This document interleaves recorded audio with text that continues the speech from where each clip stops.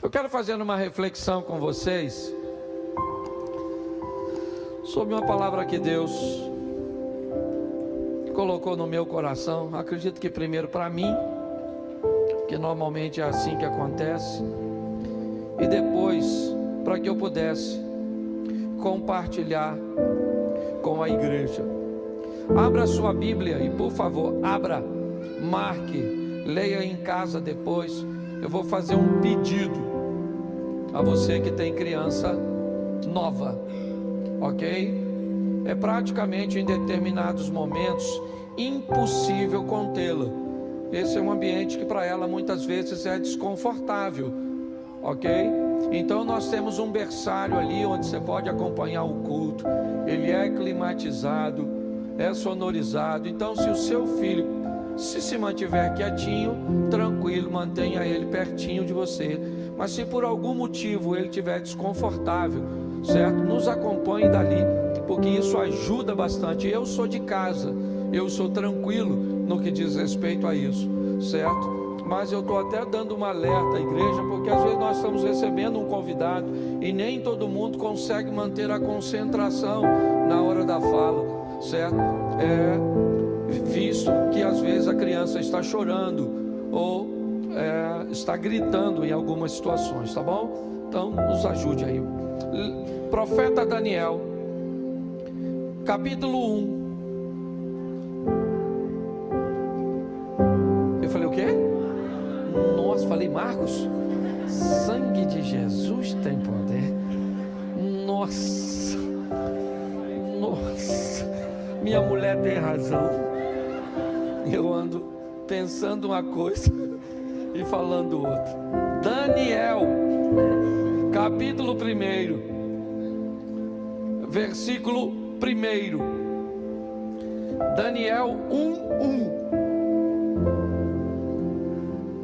No ano 3º do reinado de Jeoaquim, rei de Judá, veio Nabucodonosor, rei da Babilônia, e a sitiou. E o Senhor entregou nas suas mãos a Jeoaquim, rei de Judá, e uma parte dos utensílios da casa de Deus. E ele, volta por favor, e ele os levou para a terra de Sinar, para a casa de seu Deus, e pôs os utensílios na casa do tesouro do seu Deus. E disse o rei a Aspenaz, chefe dos eunucos, que trouxesse alguns dos filhos de Israel da linhagem real e dos nobres, jovens em que não houvesse defeito algum, formosos de aparência, instruídos em toda a sabedoria e sábios em ciência e entendimento no conhecimento, e que tivesse habilidades para viver no palácio do rei, a fim de que fosse ensinado na letra e na língua dos caldeus. Feche os seus olhos. Senhor nosso Deus e Pai, em nome de Jesus, eis aqui a tua palavra. Usa-me como um canal de bênção nesta hora, pelo poder do nome de Jesus. A igreja pode dizer amém? Isso. Vamos começar por aqui, porque eu quero te mostrar alguma coisa, ou algumas coisas, sobre o sucesso de Daniel. Por que esse rapaz e seus amigos receberam tantas coisas da vida e tantas coisas de Deus? Eu gostaria de separar essas duas fontes, vida e Deus. Eu queria mostrar a você o quanto a vida pode ser gentil com você, o quanto a vida pode ser generosa com você. Na verdade, simplesmente devolvendo a você os frutos da semente cujas quais você plantou. Eu quero te mostrar o quão generoso e bondoso Deus pode ser com você, e quanto Ele pode te proteger em meio a adversidades e a problemas. Minha proposta hoje, como tenho feito muitas vezes, é fazer com que a nossa qualidade de vida melhore É fazer com que as pessoas, principalmente aquelas que estão no nosso mundo, aquele mundo depois do culto, para onde nós temos que voltar, o ambiente cujo qual nós estamos inseridos, as pessoas que se interessam por aquilo que nós estamos vivendo, mesmo que não esbocem publicamente ou verbalmente esse interesse. Segundo a Bíblia, nós estamos envoltos sempre numa grande nuvem de testemunhas.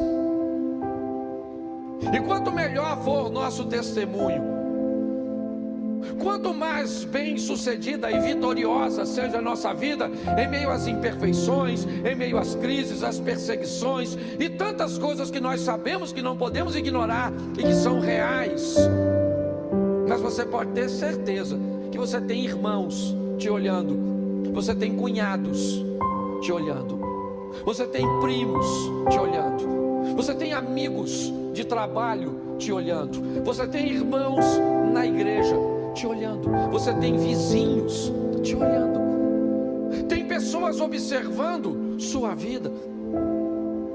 Mesmo que você não note, pode ter certeza que essas pessoas estão atentas a tudo aquilo que está acontecendo com você. Primeiro, para saber como está a sua vida, e muitas vezes criar um ambiente comparativo entre a dele e a sua. Isso é perfeitamente normal. Mas principalmente para descobrir se há alguma vantagem em servir esse Deus que você serve, em andar com esse Deus que nós andamos. A vida pode ser altamente generosa com você. E se no ambiente de perseguição e de lutas você sofrer, pode ter certeza que Deus, e eu vou te mostrar isso no texto, sai em seu socorro, sai em sua defesa. Eu vou dar um testemunho para você rapidinho da igreja. Nós tivemos há um tempo atrás a perda de alguém muito precioso e que nos abençoou muito neste lugar. Um senhor de quase 100 anos, chamado Joaquim Bem-vindo. Um homem muito antigo nessa localidade, quem mora aqui talvez o tenha conhecido, um homem extremamente generoso. Ele era o dono do espaço do nosso estacionamento. Ele veio falecer. E com o falecimento de seu Joaquim, a sua propriedade foi dividida entre os filhos. E na época então os filhos já me chamaram e disseram: pastor, precisamos explicar algo com o Senhor, ao Senhor. Nós vamos cumprir o contrato de locação do estacionamento, mas nós não temos o interesse de renová-lo. Assim que o contrato encerrar, nós precisamos do terreno. E louvado seja Deus por isso.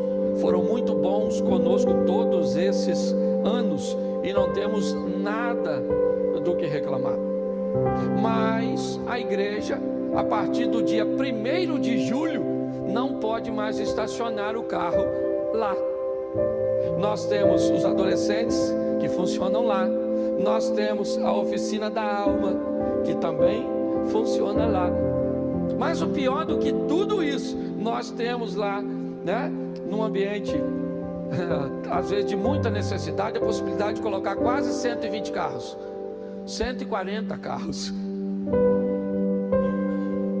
E aí quando eu recebi essa notícia, porque eu não me atentei que era 1º de julho já, e passa rápido, Quando aconteceu, eu falei: e agora? Como é que vai ser? E aí Deus proveu um novo espaço, certo? Já não vou falar onde é, mas vocês vão ver daqui uns dias, já está sendo limpo, preparado e tudo, e glória a Deus. Mas se você olhar aqui ao redor, não tem, mas Deus já sabia que tinha. Então é importante nós entendermos que a vida, muitas vezes, no quesito normal, ela trará consigo dificuldades, demandas, obstáculos, mas Deus está onde sempre esteve, no controle de todas as coisas, e nunca esqueça disso. A Bíblia diz que todas as coisas cooperam para o bem daqueles que amam a Então, querido, o texto em que lemos fala da história de Joaquim, rei de Judá, o reino do sul de Israel. Ele é filho de Josias. Ele já havia sido subjugado pelo Egito, e agora Nabucodonosor vence, né, a estrutura, ou todo o domínio egípcio, e subjuga também Joaquim, que não tinha poder nenhum, já tinha sido vencido por Neco, e agora então ele é subjugado por Nabucodonosor. Ele não tem muito o que oferecer. Então nós lemos o texto: no ano 3º do reinado de Joaquim, rei de Judá, Nabucodonosor, rei da Babilônia, veio a Jerusalém e a assediou. Eu não sei se você reparou, mas coloca o versículo 2, porque ele é muito importante nós notarmos. E o Senhor entregou nas suas mãos a Joaquim, rei de Judá. Quem é que entregou Joaquim? Quem foi que entregou? O Senhor. O Senhor está usando mais uma vez alguém para disciplinar seu povo. Aprenda que Deus utiliza esse ambiente didático para nos ensinar. É muito comum ele usar nações estrangeiras, inimigos, e dar condições a estes inimigos, muitas vezes em menor número, uma nação idólatra, a vencer o povo que adora ao Deus verdadeiro. Mas quando Deus é com o povo, ele diz: pode mandar os ministros de louvor na frente cantando, que vocês vão ganhar. Porque Deus sempre quis mostrar que a vitória de seu povo está nele, e não na força do nosso braço. Essa é a verdade. Nabucodonosor, deixa o texto na tela, por favor. Nabucodonosor recebeu autorização de Deus, e ele entregou nas mãos de Nabucodonosor, o rei de Judá, e preste atenção, eu gosto dessa expressão, uma parte só dos utensílios. Porque era tudo valioso. Por que ele não levou tudo? Porque Deus está querendo dizer: eu estou no controle, eu digo que leva, quando leva e como leva. Você consegue entender? Nesse ambiente vivem inúmeras pessoas, centenas e milhares de pessoas estão vivendo em Judá. A crise chega para todos, mas algumas pessoas vão se destacar, e algumas se destacar e muito. E é isso que eu quero mostrar. Não é novidade para ninguém que nos últimos 5 anos estamos enfrentando um ambiente de crise muito grande. E também acredito que não é novidade nenhuma para nenhum de nós, de que, ao que tudo indica, essa crise vai se intensificar. Então pessoas fracas, frágeis, superficiais, elas não vão sobreviver. E eu quero chamar a sua atenção para a sabedoria desse cara. É isso. Porque é isso que a vida vai exigir de mim e de você. Não é apenas força, porque a pressão vai ser grande sobre nossa família, sobre nossos recursos financeiros, sobre nossas igrejas. E muito mais do que fortes, nós precisaremos da sabedoria de Deus e de sua cobertura. O texto diz que ele vai levar para a terra de Sinar uma parte desses utensílios, o restante fica. E esses utensílios vão para a casa do Deus de Nabucodonosor. Até aí está tudo certo. Só que o texto começa a dizer quem vai. E na hora de dizer quem vai, eu não sei se você reparou, mas coloca para mim, por favor. Pode colocar o texto seguinte. Se não for, a gente vai acelerando. Vai lá, o próximo 4. Isso. Repita comigo: jovens, em que não houvesse defeito algum, formosos de aparência, instruídos em toda sabedoria, sábios em ciência, entendidos no conhecimento, e que tivesse habilidade para viver no palácio do rei. Defeito algum. Vamos imaginar que essa expressão está sendo dita sobre defeitos físicos. Dependia deles, sim ou não? Não. Não dependia. Formoso de aparência. Dependia deles? Também não. Como é que você vai fazer? Às vezes a massa na viagem, os irmãos, vem esquisitinho. Pois é.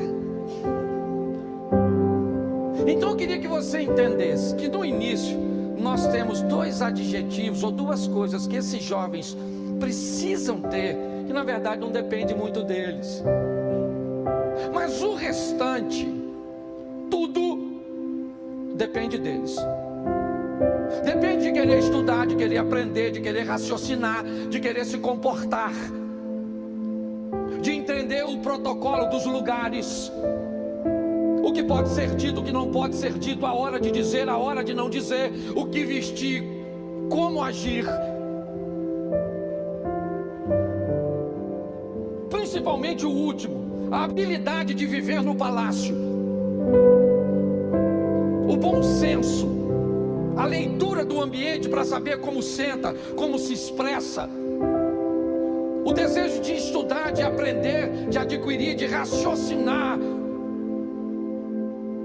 Eu queria que você parasse para pensar nisso, porque senão você vai começar a achar que Daniel é um homem que viveu tudo aquilo simplesmente porque Deus era com ele. E não é. Eu vou mostrar a você que muitas coisas na caminhada, quem fez diferença foi Deus na vida dele. Mas se você deseja vencer, é importante você entender que muito dessa vitória, muito que a vida está pronta para te devolver, depende do que você está enviando para lá.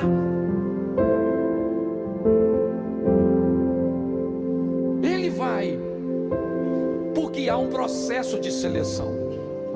Porque Nabucodonosor é alguém que sabe algumas coisas, e talvez por isso, né, tenha sido quem foi um dos maiores.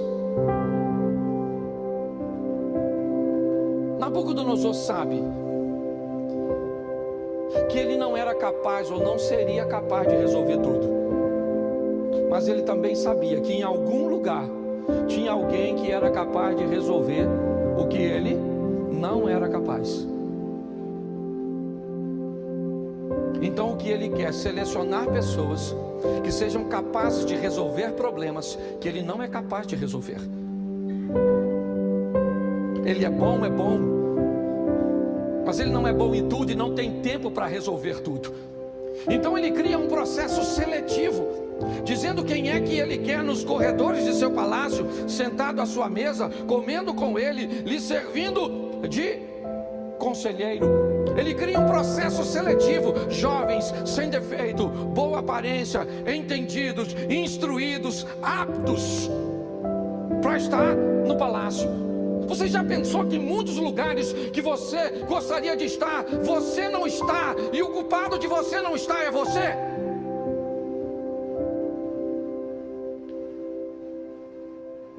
Ele cria um ambiente de seleção e de honra. Ele cria um interesse. Quem se comportar, quem crescer, come o melhor, se veste da melhor forma. Ele é alguém que está recompensando as pessoas, fazendo com que elas tenham interesse de ascensão, de crescimento. É verdade. E ele está tão preocupado com isso, que o texto diz que a avaliação depois de 3 anos será feita por ele mesmo. Ele não vai delegar essa responsabilidade a ninguém. Ele está criando um ambiente de seleção, porque ele quer tirar deste ambiente as melhores pessoas, que sejam capazes de fazer por ele ou no império dele o que poucos conseguiriam fazer. E desse ambiente se destacam 4 rapazes. E a maneira que eles vão se comportar é isso que eu queria que você olhasse comigo, né?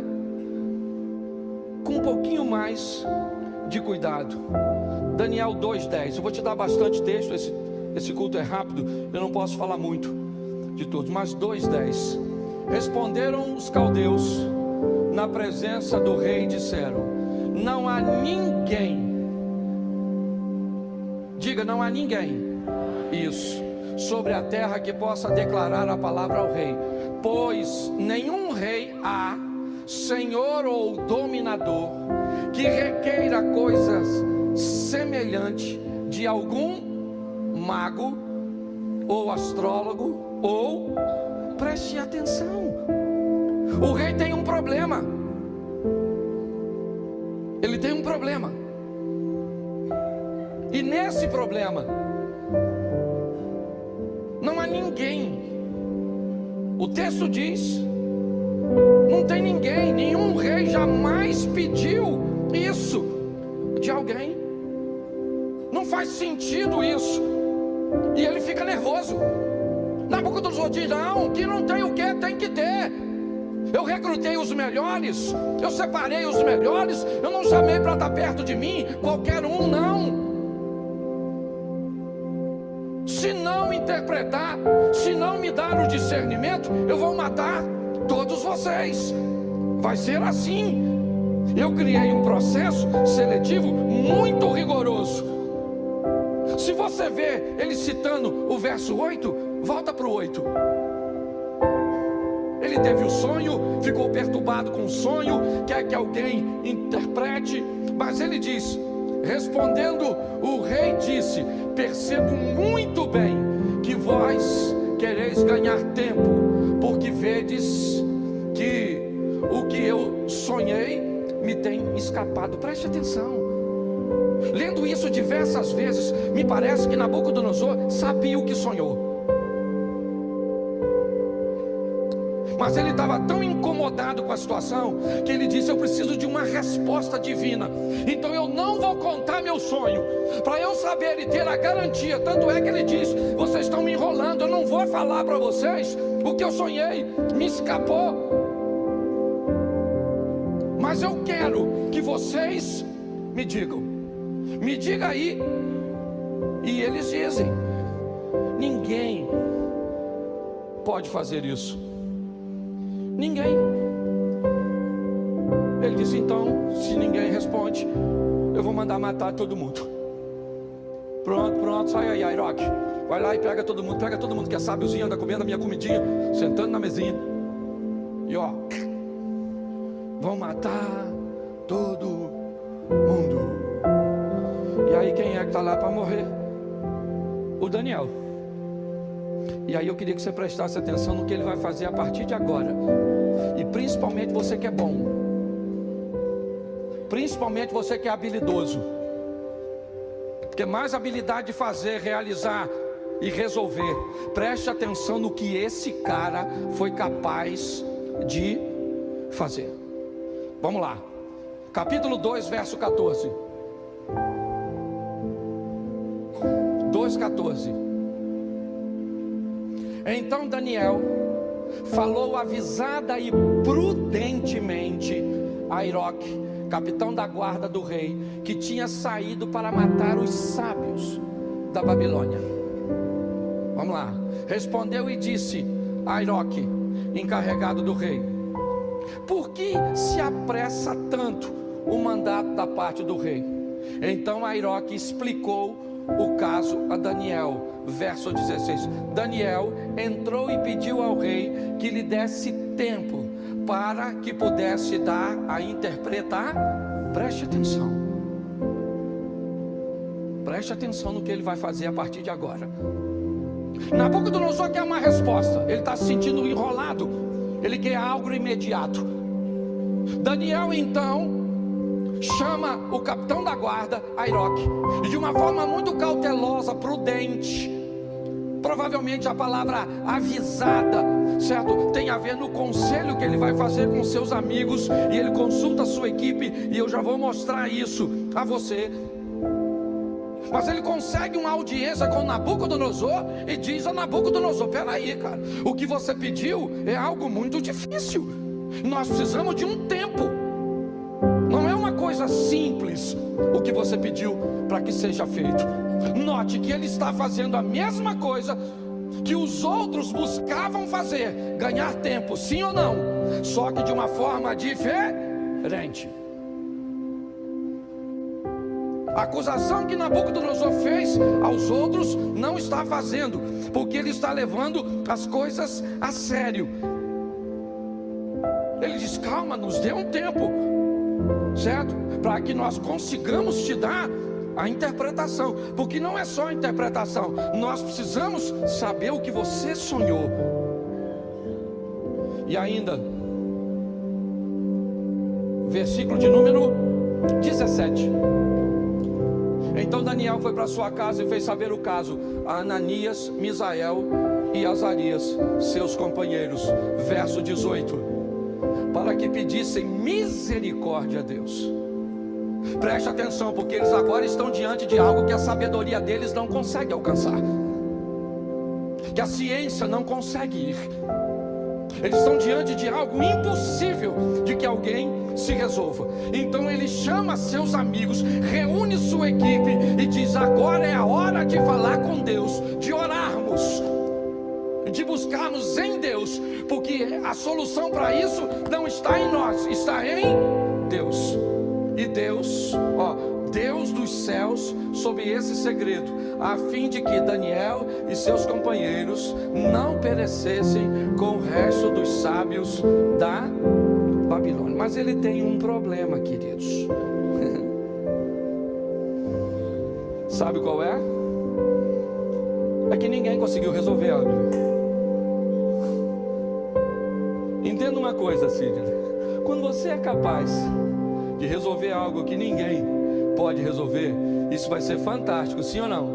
Mas vai ser terrível para você, porque o grupo de inimizade que você vai arrumar, de gente que vai ficar com raiva e com inveja de você ter resolvido.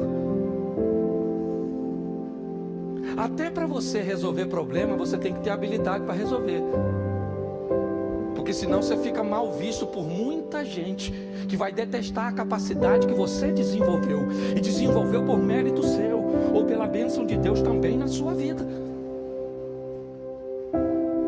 Ele está agora, ele pediu um tempo, e está todo mundo de olho nele.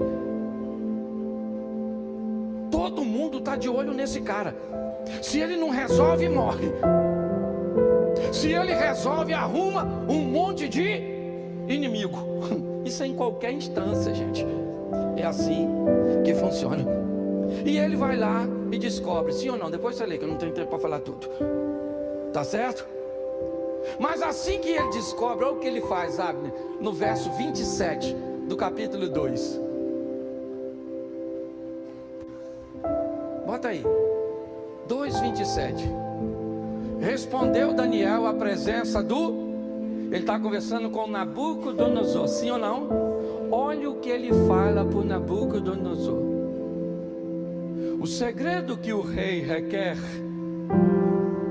nem sábios, nem astrólogos, nem magos, nem adivinhos podem descobrir algo. Olha o que ele está falando ele está defendendo a classe dele. Ele está dizendo para Nabucodonosor: pô, Nabucodonosor, vou falar uma coisa para tu, isso não é coisa que se pede para a turma.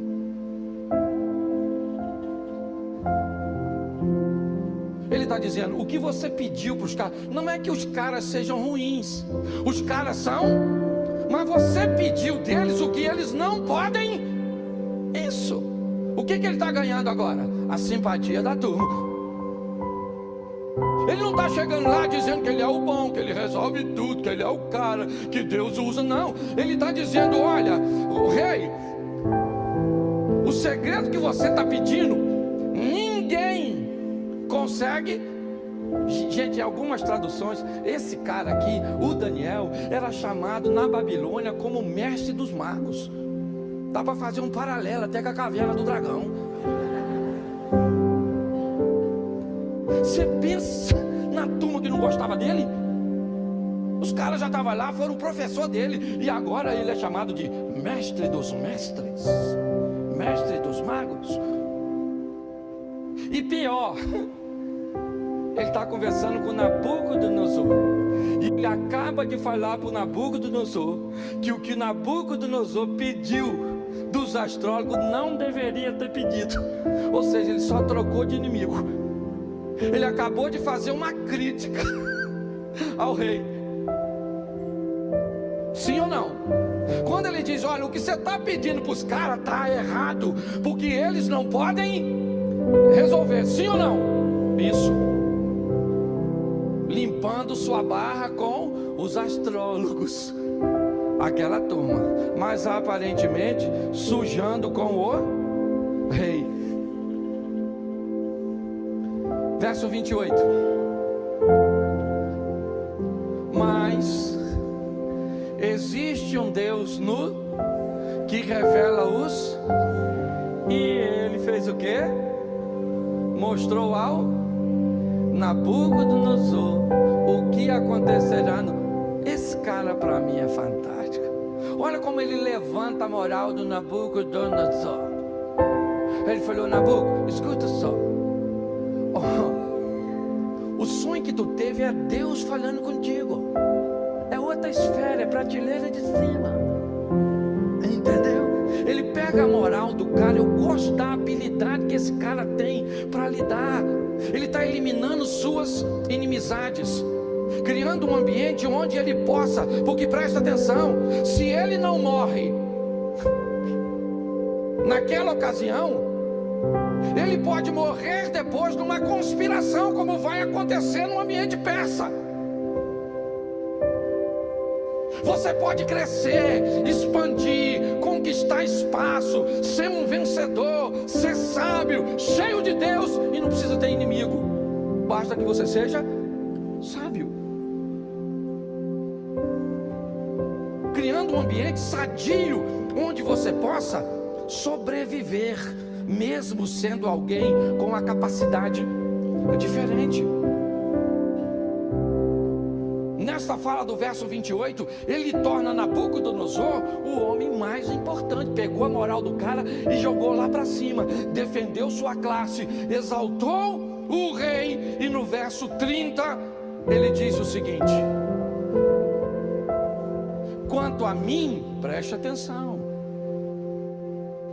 ele já defendeu os camaradas, ele já colocou Nabucodonosor no posicionamento de honra, e ele diz, quanto a mim, esse mistério não me foi revelado porque eu tenha mais sabedoria do que os outros homens,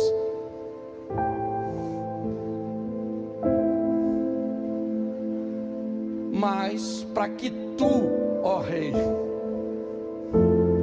saiba a interpretação e entenda, certo? O que passou na tua... Preste atenção. Às vezes nós não resolvemos problema no nosso casamento porque nos falta sabedoria.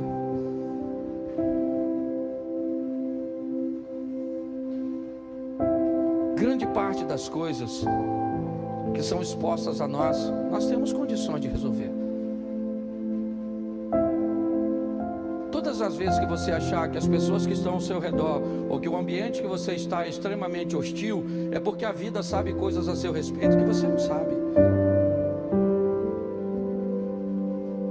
Se você está envolto em meio a pessoas desafiadoras, são invejosos, são perseguidores, são caluniadores, é esse tipo, são rixosos, provocadores, é isso? Por que você está envolto no meio de tanta gente assim? Porque provavelmente a vida está querendo te dizer, você é capaz de aprender a viver com todo tipo de gente e ser alguém extremamente sábio. As perseguições vividas por ele mostram apenas quem ele é de verdade, mas ele tem amigos, sim ou não? E até o momento eu não falei deles. Eu só estou falando de Daniel. Foi Daniel, mas e os meninos que estão com ele? Quem eles são? Não são ninguém? Não, eles são alguém. E não pode viver na sombra do Daniel, tem que ter suas próprias experiências. Então agora Daniel sai de cena. Entra a história da estátua. Cadê ele? Por que ele não está lá, Abner?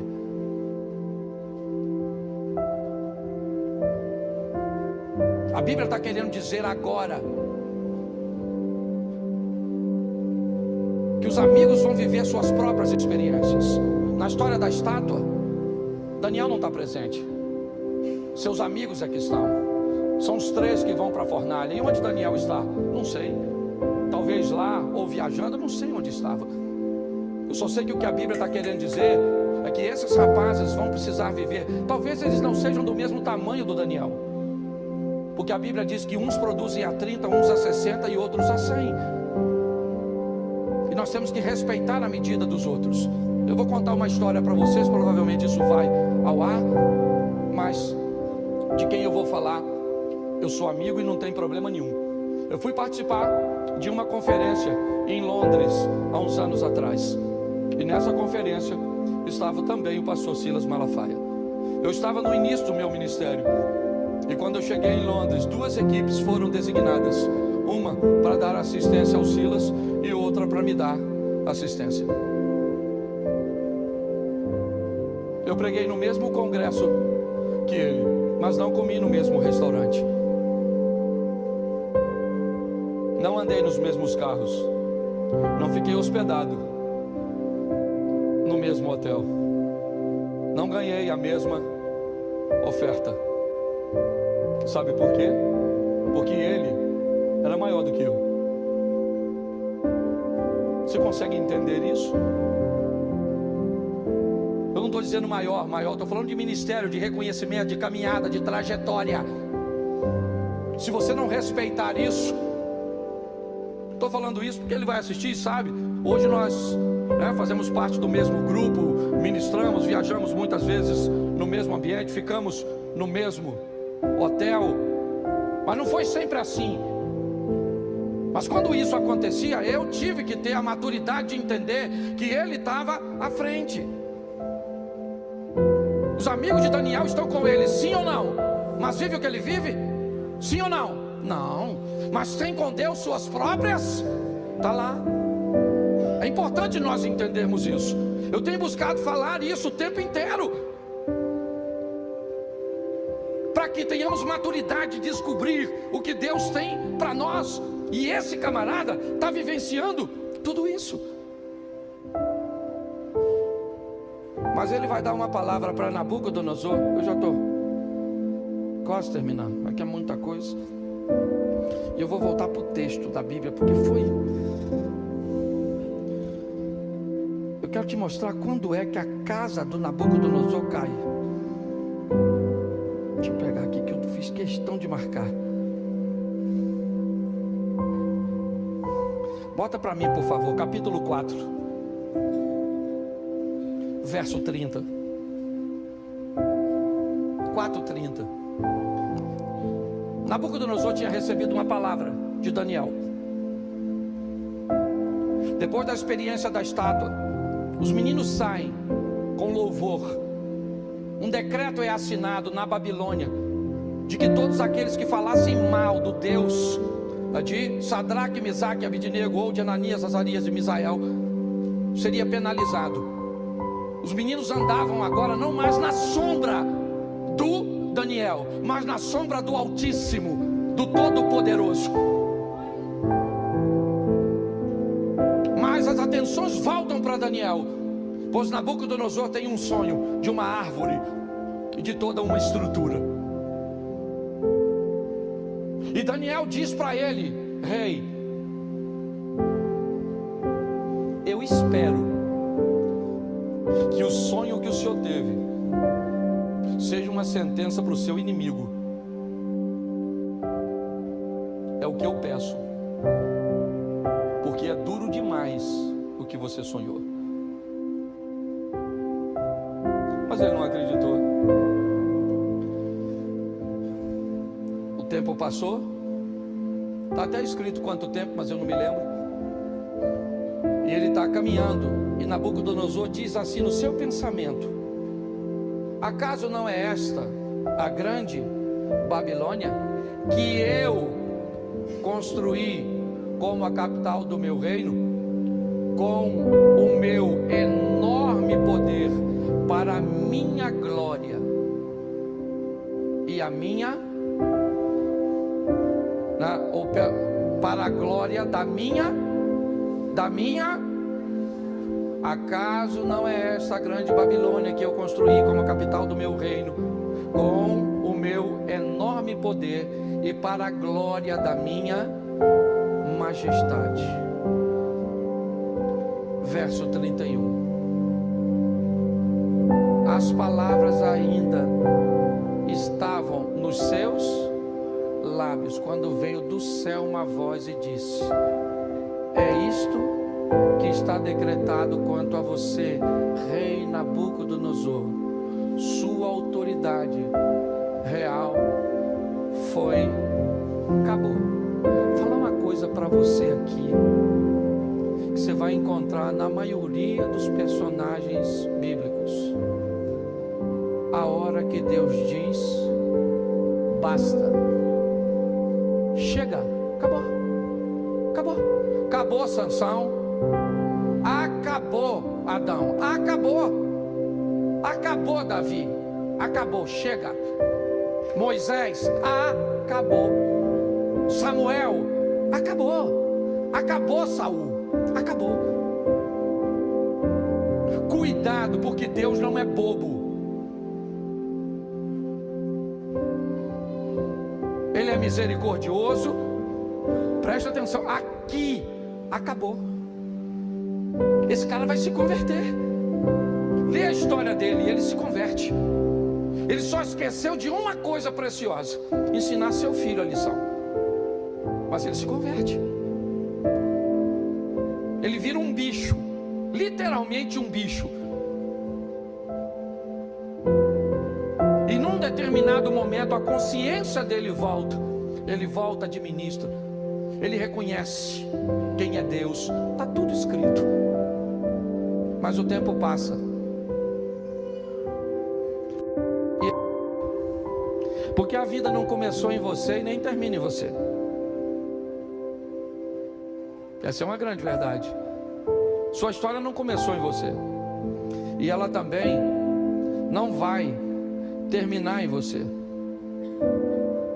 Quando nós olhamos a próxima fase agora, numa festa, bota para mim, deixa eu ver aqui, capítulo 4 ou 5, me ajude aí. A festa do filho de Nabucodonosor. 5:1, já vou terminar. Só vou te mostrar uma repetição. Certa vez o rei Belsazar, filho de Nabucodonosor, que já morreu, deu um banquete para 1000 dos seus nobres, e com eles bebeu muito, presta atenção, muito vinho. Bebeu muito vinho, vai fazer besteira. É assim que funciona. Por isso que nós falamos, ó, longe do álcool, ok? O álcool te leva para perto do Satanás, e Satanás te dá a bala, mas toma o doce. Bota aí. Enquanto Belsazar bebia o vinho, aconteceu alguma coisa? Sim ou não?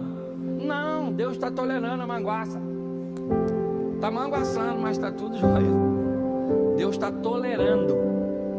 Mas enquanto ele bebia o vinho, ele deu ordem para trazer as taças de ouro e de prata de seu predecessor, ou seja, de seu pai Nabucodonosor, que tinha tomado do templo de Jerusalém, para que o rei e seus nobres e suas mulheres e as concubinas bebessem nessas taças. Tá certo? Deu ordem, vou trazer tudinho, vão beber tudinho, tá tudo certinho. Verso 3.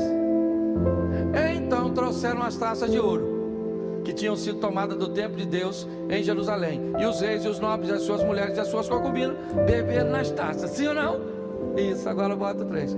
Enquanto bebiam e louvavam aos deuses de ouro, de prata, de bronze, de ferro e de madeira e de pedra. Bom, aí Deus falou: ó, tolerei a manguaça, pegaram meus copinhos e levaram para lá. Mais uns 5. Mas de repente, pronto, aí lascou. De repente lascou. Aquela mão da família Adams começa a escrever no reboco da parede e lascou a vida do cara. Sabe quem eles chamam para resolver? Daniel. Não sei se precisasse Dário ou Ciro, não sei. Eu sei que o Império Medo tinha dominado os persas romperam o domínio, venceram, né, o povo da Média, aquela turma que tinha vindo da Baixa Rússia, e agora eles dominam. E para mim, Ciro, Deus chama Ciro de servo, mas me parece Dário. Eu também não sou obrigado a saber tudo, essas fofocas a gente sabe depois, para mim não interessa. O negócio aqui estava lá e rebentou a boca, e é isso aí para mim. Presta atenção. O tal do Império Persa entrou, matou o Belsazar. E pasme você, o Daniel ficou no topo. No topo. O império mudou, Alex. E o cara está lá em cima. Porque era qualificado, sábio, e Deus era com ele. Está vindo um novo tempo da igreja. Não vai dar mais para falar assim: demônio, eu te repreendo. Não vai poder falar, porque demônio é uma entidade do satanismo, e se você repreender o demônio, é intolerância religiosa. Não tem pombagira, não tem pomba quadrada, não tem pomba mais nada, não vai poder falar mais nada, não vai poder falar nada. E aí eu estava falando com Deus: se nós não vamos poder falar nada, o que é que nós vamos falar? Falou, olha o que Deus falou comigo: meu filho, para de repreender essas coisas, ministre o Espírito Santo, que ele expulsa tudo. Então agora nós vamos parar, ao invés de expulsar a turma por nome. Quem é você? Beelzebul, Satanás, pombagira, você, Zé Pilinto. Não interessa quem você é, Espírito Santo. É porque o bagulho está ficando doido. Nós temos que ter sabedoria. Isso, discernimento. Esse cara deu uma aula, sabe, pelo menos para mim, não sei se eu consegui passar para você. Você sair daqui, ó, e você sabe na sua casa, no seu casamento, com seus filhos, com a sua sogra, pensa, com quem te deve, com quem você deve, o seu chefe, com quem está acima, com quem está abaixo, com quem tem menos condições que você, que tem uma raiva de você desgraçada, porque você resolve coisas que ele não resolve.